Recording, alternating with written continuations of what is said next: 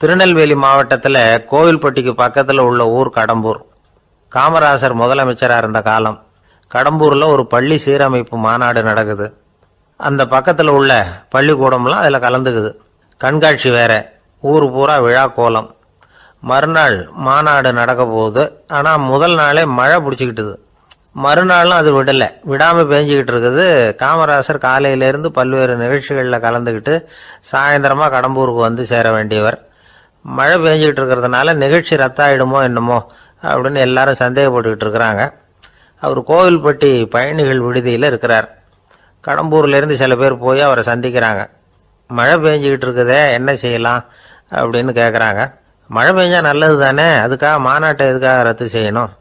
ஆசிரியர்கள் எவ்வளவு கஷ்டப்பட்டு ஏற்பாடு பண்ண மாநாடு, கட்டாயம் வந்துடுறேன் அப்படின்னாராம் காமராசர்.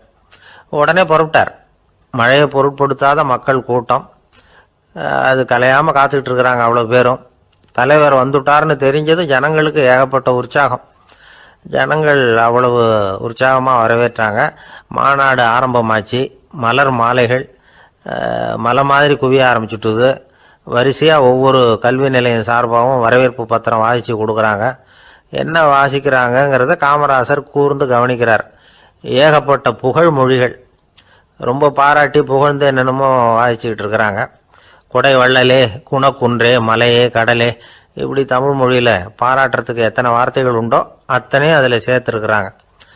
காமராசர் பொறுமை இழந்துட்டார். போதும் போதும், உங்கள் எல்லாரையும் பார்த்து 2 வார்த்தை பேசிவிட்டு போகிறதுக்காக தான் நான் வந்திருக்கிறேன். எல்லாரும் மழையில் சிரமப்பட்டு நின்றுக்கிட்டு இருக்கிறீங்க. இப்படி என்ன புகழ்ந்து படிச்சுக்கிட்டே இருந்தால் எப்படி அப்படின்னாராம். அதுக்கப்புறம் பேசி முடிச்சிருக்கிறார்.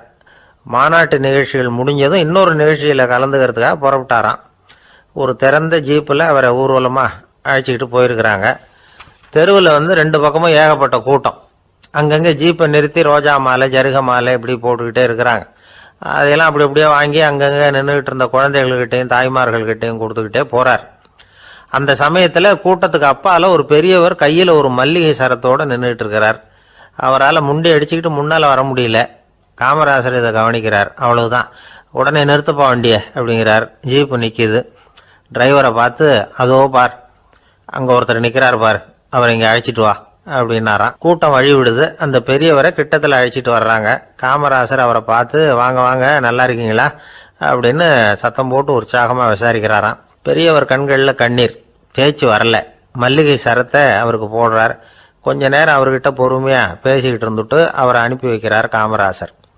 பெரியவர் போனதுக்கு அப்புறம் காமராசர் பக்கத்தில் இருந்தவங்க கிட்ட சொல்கிறார் அந்த பெரியவரை பற்றி. அந்த காலத்தில் ரொம்ப கஷ்டப்பட்டவர் இவர், ஜெயிலுக்கு போனவர் அப்படின்னு ரொம்ப உருக்கமாக நெகிழ்ந்து போய் சொல்கிறார். இதில் ஒரு விஷயத்தை கவனிங்க. தன்னை புகழ்ந்து படிக்கப்பட்ட வாழ்த்து மடலை படிக்க வேணாம்னு தடுத்து நிறுத்தினார். எங்கேயோ ஒரு மூலையில் கையில் ஒரு 4 முழம் மல்லிகை சரத்தோடு ஒதுங்கி நின்றுக்கிட்டு இருந்த அந்த தொண்டரை அவ்வளவு பெரிய கூட்டத்துக்கு நடுவுலையும் தேடி கண்டுபிடிச்சி கிட்டத்தில் கூப்பிட்டு அவர் கொடுத்த அன்பு மாலையை வாங்கி கழுத்தில் போட்டுக்கிட்டார். அதுதான் காமராசர். தோல்விகள் கூட அவரை கொஞ்சம் கூட பாதித்ததில்லை. ஒரு பொது தேர்தலில் அவர் தோற்று போகிறார். தொண்டர்கள்லாம் அழறாங்க. அதில் ஒருத்தர் மெதுவாக காமராசர்கிட்ட போய், என்ன தலைவரே, நீங்கள் கூட தோற்று போயிட்டீங்களே அப்படின்னு கலக்கமாக சொல்லியிருக்கிறார்.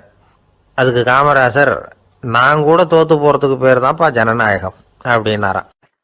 இந்த உலகத்தில் எல்லாருக்கும் மகிழ்ச்சி தரக்கூடிய ஒரு பொருள் எது? இது ஒரு முக்கியமான கேள்வி. இந்த கேள்விக்கு பொருத்தமான ஒரு பதிலை உங்களால் சொல்ல முடியுமா? அதாவது கொஞ்சம் யோசித்து பார்த்தா பணம்னு சொல்லலாமா? இப்போ கையில் காசு இல்லாதவங்ககிட்ட ஒரு 10 ரூபாயை கொடுத்தா அது அவனுக்கு சந்தோஷத்தை கொடுக்கும். ஏற்கனவே வருமான வரி பிரச்சனையில் சிக்கி இருக்கிறவர்கிட்ட இன்னும் கொஞ்சம் பணம் இருந்தாங்கன்னு சொல்லி கொடுத்தோம்னா அது அவருக்கு சங்கடத்தை தான் கொடுக்கும். அதனால் அந்த கேள்விக்கு பணங்கிறது பொருத்தமான பதிலாக இருக்க முடியாது. கேள்வி என்னன்னா, இந்த உலகத்தில் எல்லாருக்கும் மகிழ்ச்சி தரக்கூடிய ஒரு பொருள் எது? சரி, இனிப்புன்னு சொல்லலாமா? ஏன்னா எல்லாருக்கும் இனிக்க தானே செய்யும். அதுலேயும் ஒரு சிக்கல் இருக்குது.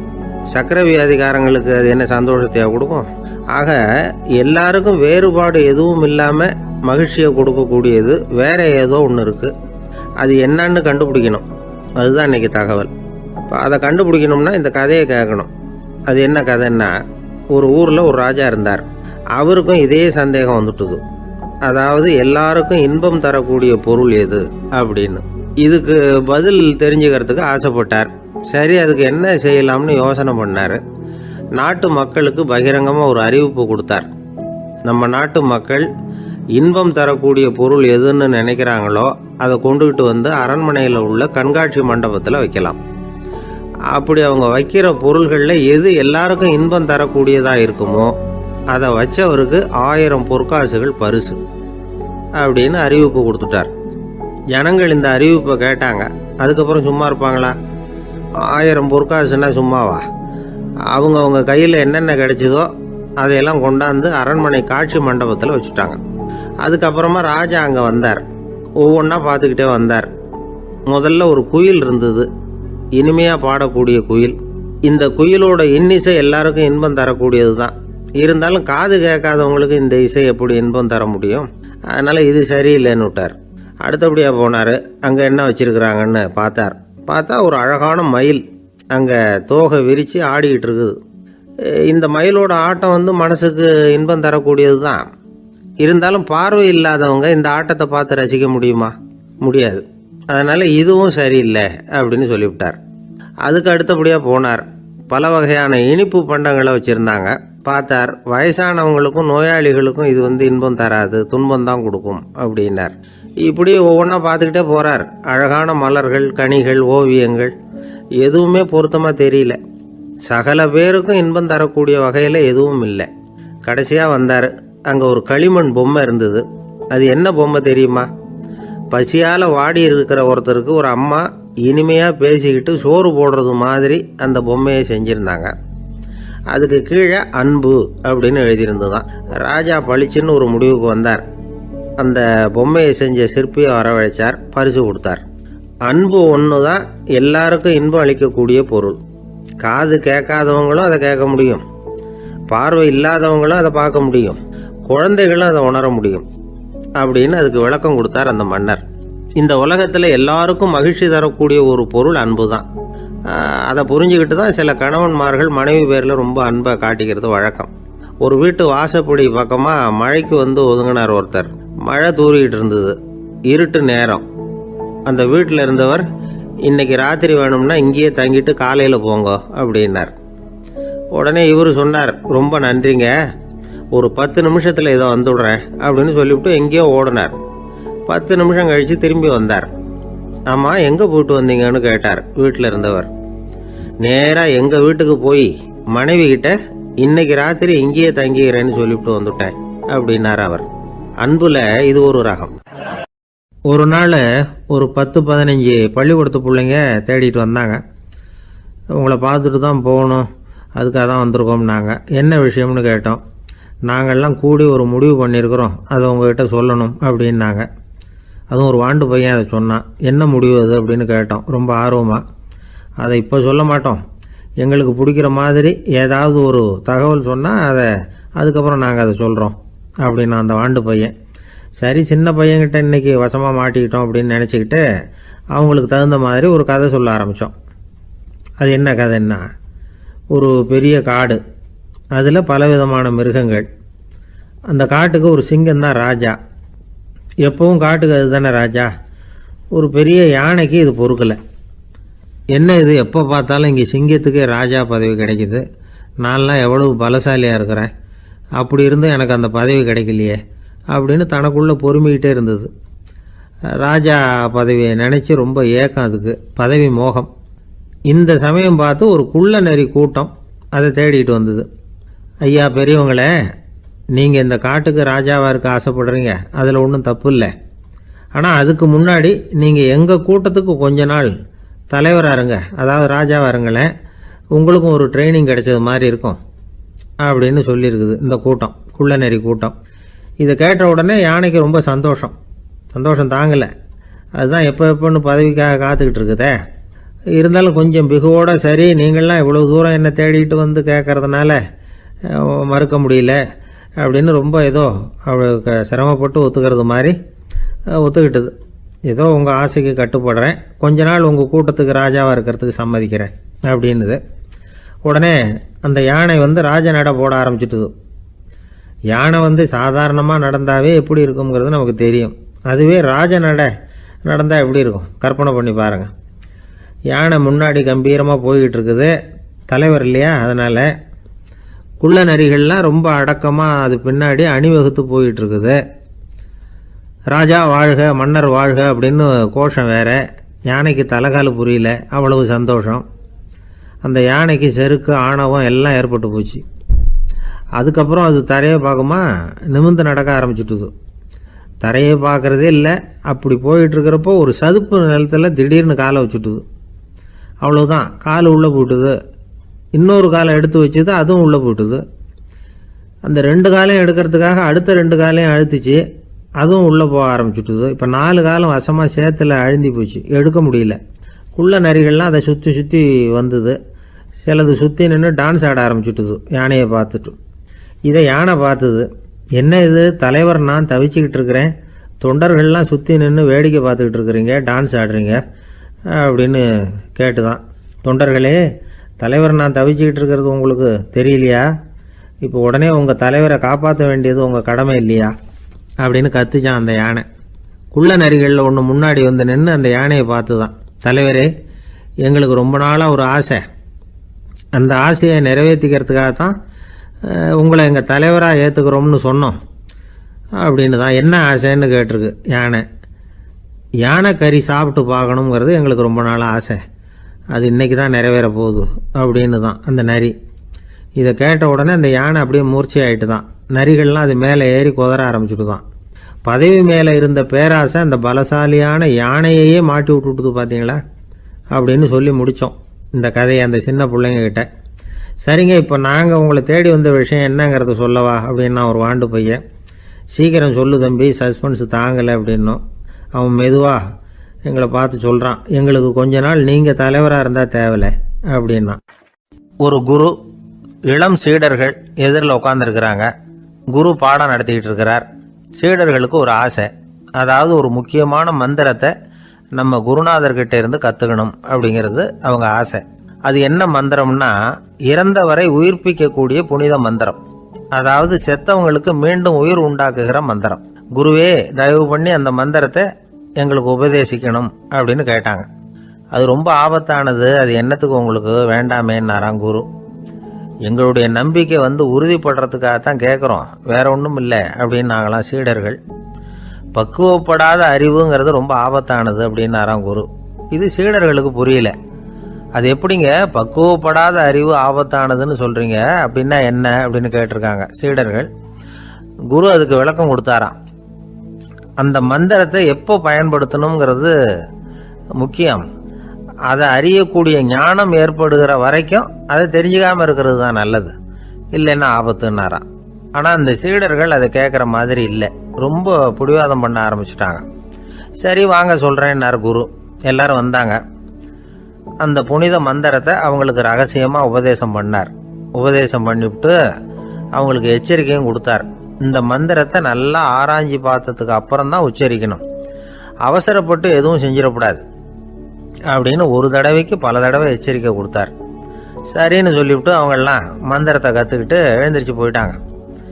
ஒரு நாள் அந்த சீடர்கள் எல்லாம் மணற்பாங்கான இடத்துல அப்படியே நடந்து போயிட்டு இருக்கிறாங்க. ஒரு பாலைவன பகுதி மாதிரி ஒரு இடம். அங்கே ஒரு இடத்துல எலும்புகள் குவியலாக கிடந்தது. உடனே இந்த சீடர்கள் முன்ன பின்ன யோசிக்காம, தியானமும் பண்ணாம, அந்த மந்திரத்தோட பயனை சோதிச்சு பார்க்கணும் அப்படின்னு நினச்சிக்கிட்டு அந்த மந்திரத்தை உச்சரிக்க ஆரம்பிச்சிட்டாங்க. அவ்வளோதான். உடனே என்னாச்சு தெரியுமா, அந்த எலும்புகள் எல்லாம் ஓநாய்களாக மாறி அவங்கள துரத்த ஆரம்பிச்சுட்டுது. சீடர்கள் எல்லாம் தலைதெறிக்க ஓட ஆரம்பிச்சிட்டாங்க. ஓநாய்களும் விடலை, அவங்கள துரத்தி பிடிச்சி கடிச்சு குதற ஆரம்பிச்சுட்டுது. அப்போதான் அந்த சீடர்களுக்கு குரு சொன்ன அறிவுரையோட அர்த்தம் புரிஞ்சுது. பக்குவப்படாத அறிவு ஆபத்தானது அப்படிங்கிறது. அதனால் இதிலேருந்து நாம் தெரிஞ்சுக்க வேண்டியது என்னென்னா, நாம் நம்ம அறிவை வளர்த்துக்கிட்டா மட்டும் போதாது, அந்த அறிவை எப்போ எப்படி பயன்படுத்தணும் அப்படிங்கிற பக்குவமும் நமக்கு வரணும். அப்போ தான் வாழ்க்கை நல்லபடியாக அமையும், இல்லைன்னா இடைஞ்சல் தான். இந்த காலத்தில் சில சின்ன பிள்ளைங்களுக்கே அறிவு ரொம்ப பக்குவப்பட்டிருக்குங்கிறத உணர முடியுது. ஒரு சின்ன பையன் பள்ளிக்கூடத்தில் மார்க் லிஸ்ட் கொடுத்தாங்க, வாங்கிக்கிட்டு அவசரமாக வீட்டுக்கு ஓடினான். எதிரில் வந்த ஒருத்தர் கேட்டார், என்ன அவசரம், ஏன் இப்படி வேகமாக ஓடுறேன்னார். எங்கள் அம்மா கிட்ட அடி வாங்கணும், அதுக்காக தான் ஓடுறேன்னா. அடி வாங்கறதுக்கா இவ்வளவு அவசரம்னார் அவரு. அப்படி இல்லைங்க, நான் போறதுக்குள்ள எங்க அப்பா வீட்டுக்கு வந்துட்டாருன்னா அவர்கிட்ட அடி வாங்க வேண்டியிருக்கும். அதை அவாய்ட் பண்றதுக்காக இப்படி ஓடுறேன் அப்படின்னு நானும் அந்த பையன். அந்த ஆள் என்ன கண்ணா பண்ணான்னு திட்டி விட்டான் சார். அதை நினைச்சா எனக்கு ரொம்ப வருத்தமா இருக்கு அப்படின்னு சொல்லி கவலைப்பட்டார் ஒருத்தர். இதுல கவலைப்படுறதுக்கு என்ன இருக்குது அப்படின்னாரு ஒரு பெரியவர். அவர் ஒரு மகான். என்ன சார் இப்படி சொல்றீங்க, ஒருத்தர் நம்ம பார்த்து திட்டுனா வருத்தமா இருக்காதா அப்படின்னார். அது எப்படி வருத்தமா இருக்கும், திட்டுறதுங்கிறது என்ன, அது வெறும் சத்தம் தானே அப்படின்னார் அந்த பெரியவர். நம்ம ஆளுக்கு தலையை பிச்சுக்கலாம் போல இருந்தது. இருக்காது அப்படின்னா நமக்கு அப்படித்தானே தோணுது. அந்த பெரியவர் சொல்றது ரொம்ப பெரிய விஷயம். அதை நாம புரிஞ்சிக்க முயற்சி பண்ணலாம்னா நடைமுறை வாழ்க்கைக்கு அது ஒத்து வர்றது மாதிரி தெரிய மாட்டேங்குது. இருந்தாலும் அந்த பெரியவர் அதுக்கு என்னதான் விளக்கம் கொடுக்குறாருன்னு பார்ப்போமே. ஒரு ரயில் போயிட்டு இருக்கு, அதுல ஒரு சாது போயிட்டு இருக்கார். அந்த ரயில் அவர் ஹரித்வாரம் போயிட்டு இருக்கார். அவரு ரயில்ல ஏகப்பட்ட கூட்டம். நம்ம ஊர் ரயில் கேட்க வேணும், டிக்கெட் வாங்கிட்டு கொஞ்சம் பேர், வாங்காத கொஞ்சம் பேர்.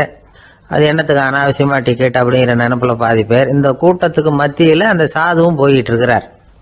உட்கார்றதுக்காக இருந்த இடத்துல ஒரு ஆள் படுத்திருக்கிறான், கொஞ்சம் முரட்டு ஆசாமி. அவன் காலு பக்கத்துல கொஞ்சோண்டு இடம் பாக்கி இருந்தது. அந்த இடத்துல இந்த சாது உட்காந்துருந்தார். மெதுவா உட்காந்துக்கிட்டார் போய். ஆனா அந்த ஆளு ராத்திரி பூரா இவரை காலால உதச்சிக்கிட்டே இருக்கிறான். அது இவருக்கு ரொம்ப அவமானமா பட்டது. அதனால துக்கம் ஏற்பட்டது. இருந்தாலும் அதை ஒரு மாதிரியா சகிச்சுக்கிட்டே இவர் வந்து சேர்ந்தார். பொழுது விடிஞ்சது. அந்த சாது ஹரித்வார் வந்து சேர்ந்தார். அங்க ஒரு பெரிய ஞானியை சந்திச்சார். ராத்திரி ரயில்ல அந்த ஆளு உதைச்சதையும் அதனால தனக்கு ஏற்பட்ட துக்கத்தையும் இந்த சாது அந்த ஞானிகிட்ட சொன்னார். சொல்லிவிட்டு, ஏன் சுவாமி, எனக்கு துக்கம் ஏற்பட்டதே அது தப்பா அப்படின்னு கேட்டார். தவறுதான் அந்த ஞானி. உனக்கு இன்னமும் தேக அபிமானம் போகலைங்கிறது தான் அது காட்டுது. அஷ்டாவக்கிரர் என்ன சொல்றார் தெரியுமா, உண்மையான ஞானி யாராவது தன்னை வந்தனை செய்தால் அதற்காக சந்தோஷப்பட மாட்டார், யாராவது நிந்தனை செய்தால் அதற்காக வருத்தப்பட மாட்டார் அப்படின்னு சொல்றார். நிந்தனைங்கிறது ஒரு ஒலி தான். தேகாபிமானம் இருக்கிற வரைக்கும் இந்த ஒலி நம்மளை வேதனைப்படுத்தும். நான் தேகம் இல்லை ஆத்மா அப்படிங்கிற நினைவு இருந்தா இந்த ஒலி நம்மளை பாதிக்காது. மனு என்ன சொல்றார் தெரியுமா, ஒரு சாதகன் பாராட்டுதலை விஷம்னு நினைச்சு பயப்படணும், அவமானத்தை அமிர்தம்னு நினைச்சு சந்தோஷப்படணுங்கிறார். அவமானப்பட்டா கவலைப்படாம எப்படி இருக்க முடியும் அப்படின்னு தான் நமக்கு தோணும். அதனாலதான் நம்மள யாரும் இதுக்கு உதாரணமா யாரையும் காட்ட முடியல. புத்தரையும் கபீரையும் உதாரணமா காட்டுறாங்க. அவங்களுக்கெல்லாம் அவமானம் ஏற்பட்டப்போ கவலையே படலையாம். புத்தரை அவமானப்படுத்தணுங்கிறதுக்காக கௌசாம்பி ராணி ஒரு இளம் பெண்ணை கொலை பண்ணி சடலத்தை புத்தர் குடிசைக்கு முன்னாடி போட சொன்னார். போட்டாங்க. புத்தர் தான் அந்த பொண்ணை கெடுத்து கொலை பண்ணி விட்டாருன்னு எல்லாரும் நினைச்சாங்க. ஆனா புத்தர் இதை பத்தி கவலையே படல. அப்புறமா உண்மை தெரிஞ்சதும் புத்தர் புகழ் இன்னும் அதிகமாயிட்டது. ஒரு பெரிய சபையில ஒரு மோசமான பொண்ணு நுழைஞ்சு தனக்கும் கபீருக்கும் சம்பந்தம் உண்டுன்னு சொன்னா கபீர் கவலைப்படல. அவங்க மாதிரியெல்லாம் நாமளும் இருக்க கத்துக்கணும். நிந்தனை, அபகீர்த்தி, அவமானம் எல்லாம் ஆண்டவன் கொடுக்கிற பிரசாதம்னு நினைக்கணும் அப்படின்னு சொல்றார் அந்த ஞானி. இதை கேட்ட இந்த காலத்து ஆசாமி ஒருத்தர், நான் கூட அப்படிதான் சார், யாராவது அவமானப்படுத்தினா கவலைப்பட மாட்டேன். நேத்து கூட ஒருத்தர் என்ன பலார்னு அரைஞ்சுட்டார், நான் கொஞ்சம் கூட கவலைப்படல, பேசாம வந்துட்டேன்னார். ஏன் அப்படி வந்துட்டீங்க அப்படின்னு. அவர் அரைஞ்சதுலேயும் ஒரு அர்த்தம் இருந்தது, அதனாலதான் அப்படி வந்துட்டேன்னார். ஏன் அரைஞ்சாருன்னு கேட்டேன். 10 வருஷத்துக்கு முன்னாடி 15 ரூபா அவர்கிட்ட கடன் வாங்கினேன், அதை கேட்டு கேட்டு பார்த்துட்டு கடைசியா தான் அரைஞ்சார் அப்படின்னார். ஆண்டவனுடைய பிரசாதம் இவருக்கு அடிக்கடி கிடைக்கும் போல இருக்கு. ஒரு சின்ன பையன் என்னை தேடிட்டு ஓடி வந்தான். ஒரு கதை சொல்லுங்கன்னா, சொந்தமா எதுவும் தெரியாத என்ன, உங்களுக்கு சொந்தமா எதுவும் தெரியாதுன்னு எனக்கும் தெரியும் அப்படின்னா. இந்த பையன் அடிக்கடி என்கிட்ட கதை கேட்கிறவன், அதனால என்னோட ரகசியம்லாம் அவனுக்கு அத்துப்படி. அதனால தான் அவ்வளவு தெளிவா அடிச்சு விடுறான். சரி, இப்ப என்ன செய்யலாம்னு, பழைய கதை ஏதாவது ஒன்று சொல்லுங்களேன்னா. உனக்கு கிருஷ்ணதேவராயரை தெரியுமான்னு. அவர்கிட்ட நேரில் பழக்கம் இல்லை, ஆனால் அவரை பற்றி புஸ்தகத்தில் படிச்சிருக்கேன்னா. சரி, இவங்கிட்ட மேற்கொண்டு பேச்சு கொடுத்தா நம்மளை ஒரு மாதிரி ஆக்கி விடுவான் அப்படிங்கிறத யூகம் பண்ணிட்டு அவனை உட்கார வச்சு கடைசி வரைக்கும் குறுக்க பேசக்கூடாது அப்படின்னு ஒரு கண்டிஷனையும் போட்டுட்டு அந்த கதையை சொன்னேன். ஒரு சமயம் கிருஷ்ணதேவராயர் சமஸ்தானத்துக்கு ஒரு பெரிய வித்வான் சேர்ந்தாராம். என்னோட போட்டி போடுறதுக்கு இந்த ஊர்ல யாராவது இருக்கீங்களா அப்படின்னு சவால் விட்டாராம். அந்த ஊரில் இருந்த பெரிய பெரிய வித்வான்லாம் இது ஏதுனா வம்பா போச்சுன்னு நினைக்க ஆரம்பிச்சிட்டாங்க. யாரும் அந்த ஆளோட போட்டி போடுறதுக்கு தயாராக இல்லை. எல்லாரும் நடுங்கிக்கிட்டு இருக்கிறாங்க. அந்த நேரத்தில் ஒருத்தன் மட்டும் தைரியமாக முன்னுக்கு வந்தான். அது யாருன்னா தெனாலிராமன். அந்த சமஸ்தானத்தில் விகட கவி அவன். என்ன அனுப்புங்க போட்டிக்கு, நான் ஜெயிச்சு காட்டுறேன்னா. உனக்கு அவ்வளவு தைரியம் இருக்குதா அப்படின்னு கேட்டாங்க. தைரியம் மட்டும்தான் என்கிட்ட இருக்குது, ஆனால் தைரியம் இருந்தால் அதிர்ஷ்டம் தேடிட்டு வருங்கிறது எனக்கு தெரியும் அப்படின்னா. அடுத்த நாள் போட்டி ஆரம்பமாச்சு. அந்த பெரிய வித்வான் வந்து நின்னார். தெனாலிராமன் எதிரில் வந்து நின்னான். அந்த வித்வான் ஒரு விரலை காட்டினார். தெனாலிராமன் பதிலுக்கு 2 விரலை காட்டினான். வித்வான் 3 விரலை காட்டினார். இவன் உடனே 4 விரலை காட்டினான். உடனே 5 விரலை காட்டினார் அவர். தெனாலிராமன் உடனே தன்னுடைய கை முஷ்டியை காட்டினான், கையை மூடி காட்டினான். அவ்வளோதான். அந்த பெரிய வித்வான் கிருஷ்ணதேவராயர் காலில் விழுந்தார். நான் தோத்துட்டேன், என் தோல்வியை ஒத்துக்கிறேன் அப்படின்னு சொல்லிவிட்டார். கிருஷ்ணதேவராயர் அவரை தனியாக அழைச்சிட்டு போய் என்ன நடந்ததுன்னு விசாரித்தார். அந்த வித்வான் விளக்கம் கொடுத்தார். ஆண்டவன் ஒருவன் தான் உண்டுங்கிறத விளக்கறதுக்காக நான் ஒரு விரலை காட்டினேன். அப்படி இல்லை, சக்தியை சேர்த்தா சக்தி சிவன் 2 பேர் உண்டுன்னு உங்கள் வித்வான் 2 விரலை காட்டினார். மூர்த்திகள் 3 பேருங்கிறதுக்காக நான் 3 விரலை காட்டினேன். வேதங்கள் 4ன்னு சொல்லி அவர் 4 விரலை காட்டினார். பஞ்சபூதங்கள் 5ன்னு நான் 5 விரலை காட்டினேன். அதையெல்லாம் அடக்கி ஆளணும்னு சொல்லி அவர் கையை மூடி உறுதியாக காட்டினார். அடடா, உங்கள் வித்வானுக்கு எப்பேற்பட்ட அறிவு! அவர் தான் ஜெயிச்சார், நான் தோத்துட்டேன் அப்படின்னார் அவர். அப்படி சொல்லிவிட்டு அவர் போயிட்டார். அதுக்கப்புறம் தெனாலிராமனை கூப்பிட்டு என்னப்பா நடந்தது அப்படின்னு கேட்டாராம். அதுக்கு தெனாலிராமன் விளக்கம் கொடுத்துருக்குறான். அவன் முதல்ல என்னை கொன்னுடுவேன்னு அந்த வித்வான் ஒரு விரலை காட்டினான். உடனே ஒரு 2 கண்ணையும் தோண்டி போடுவேங்கிறதுக்காக நான் 2 விரலை காட்டினேன். உனக்கு நாமம் போட்டுருவேன்னு சொல்லி 3 விரலை காட்டினான். அதை அழிச்சிருவேன்னு 4 விரலை காட்டினேன். உன்னை அரைஞ்சிருவேன்னு அவன் 5 விரலை காட்டினான். நான் உங்களை குத்தி போடுவேன்னு சொல்லி கையை மூடி காட்டினேன் அப்படின்னா. இப்போ பாருங்க, ஜெயிச்சது யார்? தைரியம் மட்டும் இருந்துட்டா அதிர்ஷ்டம் தானா தேடி வருங்கிறது எவ்வளவு உண்மையாக போச்சு. அதனால நாம் எப்பவும் தைரியமாக இருக்கணும்னு சொல்லிவிட்டு என் எதிரில் கதை கேட்டுட்டு உட்காந்துருந்த சின்ன பையனை பார்த்தேன். அவன் என்னை நிமிர்ந்து பார்த்தான். அவன் தன்னோட கை கால் 2ஐயும் ஒரு மாதிரியாக என் முன்னால் தூக்கி 20 விரலை காட்டினான். எனக்கு ஒன்றும் புரியல. இதுக்கு என்னப்பா அர்த்தம்னு கேட்டேன். இதே கதையை இதுக்கு முன்னாடி என்கிட்ட 20 தடவை நீங்கள் சொல்லியிருக்கீங்கன்னு அர்த்தம் அப்படின்னா. எதிர்காலத்தை நினச்சா எனக்கு ரொம்ப பயமாக இருக்குது சார் அப்படின்னு சொல்கிறவங்க நிறைய பேர் இருக்கிறாங்க. அதாவது பயப்படாத மனிதர்கள்னு யாருமே கிடையாது. ஒவ்வொருத்தருக்கும் ஒவ்வொரு விதமான பயம் இருந்தாலும் ஒட்டுமொத்தமாக பார்க்குறப்போ மனிதனுக்கு 6 விதமான பய உணர்வுகள் வரலாம் அப்படின்னு பெரியவங்க சொல்கிறாங்க. எல்லா விதமான பயமும் இந்த 6 வகைக்குள்ள அடக்கம். அந்த 6 வகை பயமும் 6 எதிரிகள் மாதிரியாம். 6 எதிரிகளையும் புரிஞ்சுக்கிட்டோம்னா போதும், வாழ்க்கையில் சுலபமாக வெற்றி அடைய முடியும். சரி, அந்த 6 வகை பயம் என்னென்ன அப்படின்னு பார்ப்போம். முதல்ல வறுமை பற்றிய பயம், 2வது பழிச்சொல் பற்றிய பயம், 3வது உடல் நலம் பாதிப்பு பற்றிய பயம், 4வது என்னன்னா காதல் தோல்வி, 5வது முதுமை, 6வது மரணம். அதாவது பயப்படுறதுங்கிறது ஒரு மனநிலை தான். இந்த மனநிலையை கட்டுப்படுத்த முடியும், திசை திருப்ப முடியும். சரி, இந்த பயங்களின் அறிகுறிகள் எப்படி இருக்கும்? வறுமை பற்றிய பயம் அப்படின்னு முதல்ல சொன்னோம் இல்லையா, அந்த பயத்தின் அறிகுறிகளை தெரிஞ்சுக்குவோம்.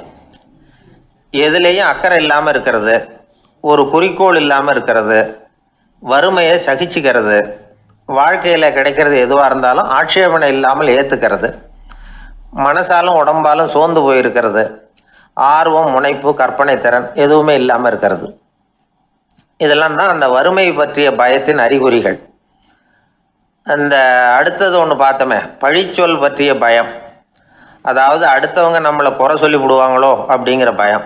இதுக்கு அறிகுறி என்ன தெரியுமா? புதியவர்களை சந்திக்கிறதுக்கு பயப்படுறது, முடிவு எடுக்க முடியாமல் குழம்புறது, பிரச்சனைகளை தவிர்க்க விரும்புறது, தாழ்வு மனப்பான்மை, வரவுக்கு மீறி செலவு செஞ்சு இமேஜை உயர்த்திக்கிறது, குறிக்கோள் இல்லாத வாழ்க்கை, இதெல்லாம் தான் அதுக்கு அறிகுறிகள். 3வது பயம் உடல் நலம் பாதிப்பு பற்றிய பயம், அதாவது நோய் பற்றிய பயம். ஒரு உண்மை என்ன தெரியுமா? டாக்டரை சந்திக்கிற மனிதர்களில் 75% பேர் தங்களுக்கு நோய் வந்துட்டுதுங்கிற கற்பனையில் இருக்கிறவங்களாம். நிஜமாவே நோய் கிடையாது அவங்களுக்கு.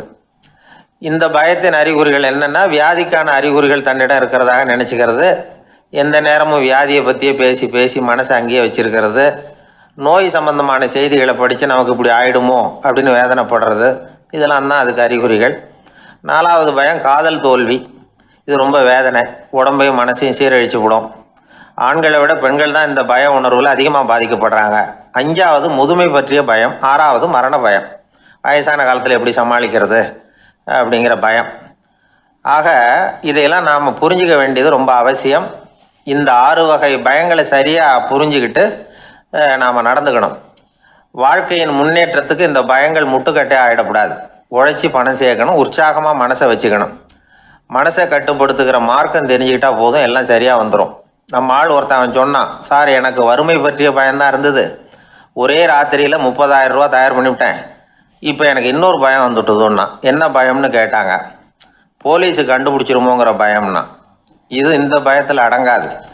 அதனால் அஞ்சி அஞ்சி சாவார், அஞ்சாத பொருள் இல்லை அப்படின்னு பாரதி சொன்னார் இல்லையா? அது மாதிரி பயத்தை புரிந்து கொண்டு அதற்கு தகுந்த மாதிரி நம்முடைய வாழ்க்கையை அமைத்து கொள்ள வேண்டும். அப்படி அமைத்து கொள்ளுகிறவர்களுக்கு வெற்றி நிச்சயம். ஒரு மனிதர், அவர் யாருக்கிட்டே தொலைபேசியில் பேசிகிட்டு இருக்கிறார். கொஞ்சம் தூரத்தில் நாம் நிற்கிறோம், எட்டத்தில் இருந்துக்கிட்டு அவரை கவனிக்கிறோம். அவர் ஃபோனில் பேசுகிறத, அவர் பேசுகிற வார்த்தைகள் என்ன அப்படிங்கிறது நம்ம காதில் விழலை. ஆனாலும் அவர் பேசிக்கிட்டு இருக்கிறது நல்ல செய்தியா கெட்ட செய்தியா அப்படிங்கிறத நம்மளால் யூகிக்க முடியும். மகிழ்ச்சியான செய்தியை பேசும்போது முகம் மலருது, புன்னகை பூக்குது. இதில் ஒன்று நீங்கள் கவனிக்கணும், தொலைபேசியில் நாம் பேசுகிறப்போ நம்மோட பேசுகிறவர் எதிரில் இல்லை, அவர் தொலைபேசி வழியாக நம்ம குரலை மட்டும்தான் கேட்க போகிறார், நம்ம முகத்தை அவர் பார்க்க போகிறதில்ல. அப்படி இருந்தும் அப்போ நம்ம முகம் ஏன் மலரணும் அப்படின்னா, இதுதான் உடல் மொழி, பாடி லாங்குவேஜ் அப்படின்னு சொல்கிறாங்க. நம்ம அறியாமலேயே நம்ம உடம்பு செய்திகளை தெரிவிக்குது பாருங்க, அதுதான் உடல் மொழி. ஒரு மனிதர் தொலைபேசியில் பேசிக்கிட்டு இருக்கிறத நீங்கள் தூரத்தில் இருந்து கவனிச்சுக்கிட்டே, அவர் நண்பரோட பேசுகிறாரா, மனைவியோட பேசுகிறாரா, குழந்தையோட பேசுகிறாரா, இல்லை மேல் அதிகாரிகிட்ட பேசுகிறாரா, அல்லது அவருக்கு கீழே பணிபுரிகிறவர்கள்கிட்ட பேசுகிறாரா அப்படிங்கிறத கண்டுபிடிக்கலாம். அதுக்கு காரணம் அவருடைய உடல் மொழி. இந்த உடல் மொழி கூட நம்ம வாழ்க்கையின் முன்னேற்றத்துக்கு பயன்படும். இதை பற்றியெல்லாம் கூட சில நிபுணர்கள் ஆராய்ச்சி பண்ணி பார்த்துருக்குறாங்க. அவங்க சில விவரங்களை சொல்கிறாங்க. குறிப்பாக ஒருத்தர் தன்னுடைய நாற்காலியில் கிட்டத்தட்ட படுத்துக்காத குறையாக உட்காந்துருக்கிறாருன்னு வச்சுக்கோங்க. எதிர இருக்கிறவர் பேசுறது அவருக்கு பிடிக்கலன்னு அர்த்தமா. தலையை சொரிஞ்சிக்கிறது, வேறு வேறு திசைகளில் பார்க்கறது, கொட்டாவி விடுறது, கால்களை மாற்றி போட்டு உட்கார்றது, களைப்பா கை விரல்களை அப்படியே பின்னிக்கிறது, அடிக்கடி கடிகாரத்தை பார்க்கறது, இப்படிலாம் ஒருத்தர் பண்ணிகிட்டு இருக்கிறாருன்னா நாம் கூடிய சீக்கிரம் அந்த இடத்த விட்டு எழுந்திரிச்சு வந்துடுறது நல்லது. ஏன்னா இதெல்லாம் அவருடைய சலிப்பு, சோர்வு, ஆர்வமின்மை, இதுக்கு அடையாளங்கள். நம்முடைய பேச்சு அவரை சலிப்படைய வச்சுட்டதுன்னு அர்த்தம். அவர் ரொம்பவும் சோர்ந்து போயிட்டாருன்னு பொருள். நம்முடைய பேச்சில் அவருக்கு ஆர்வம் இல்லைன்னு அர்த்தம். அதே நேரத்தில் நாற்காலியின் நுனியில் அமர்ந்து உடலை முன்னுக்கு நகர்த்தி எதிர இருக்கிறவரின் கண்களை பார்த்துக்கிட்டே பேசினாலும் சரி, அல்லது பேச்சை கேட்டாலும் சரி, உங்கள் பேரில் மற்றவங்களுக்கு உள்ள பிடிப்பு அதிகரிக்கும். நாம் எப்படிப்பட்டவருங்கிறத நம்ம உடம்பும் நடை உடை பாவனையும் அடுத்தவங்களுக்கு காட்டி கொடுத்துரும். உங்கள் உடம்பு, உங்கள் பார்வை, நடை, உட்கார்ற விதம், இதை வச்சுக்கிட்டே நீங்கள் பொறுப்புள்ளவரா, முரடரா, அலட்சியமானவரா, மரியாதை தெரிஞ்சவரா, அடக்கமானவரா, நம்பிக்கைக்கு உரியவரா, நாணயம் இல்லாதவரா, பயந்தவரா, திறமைசாலியா, அப்பாவியா அப்படிங்கிறதையெல்லாம் கண்டுபிடிச்சிடலாம். அதனால் இந்த உடல் மொழியை புரிஞ்சுக்கிட்டு நம்மளை கொஞ்சம் சரிப்படுத்திக்கிட்டோம்னா வாழ்க்கையில் சுலபமாக பல காரியங்களை சாதிக்க முடியும். ஒரு மனநல மருத்துவமனை, அங்கே ஒருத்தர் ஒரு நாற்காலியில் உட்காந்துக்கிட்டு கார் ஓட்டுறது மாதிரி அப்படி பாவனை பண்ணிகிட்டு இருந்தார். ஸ்டியரிங்கை திருப்புறது மாதிரி, பின்னாடி வர்ற வண்டியை நிற்க சொல்கிறது மாதிரி, அப்புறம் இவர் ஒதுங்கிக்கிட்டு அவருக்கு வழி விடுறது மாதிரி, இப்படிலாம் சேட்டைகள் பண்ணிக்கிட்டு இருந்தார் மனநல மருத்துவமனையில்.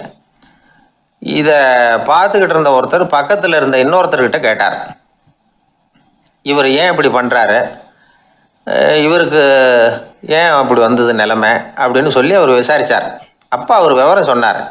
வேற ஒன்றும் இல்லைங்க, இவருக்கு கார் ஓட்டணும்னு ஆசை ரொம்ப காலமாக, அது நிறைவேறாமல் போயிட்டுது.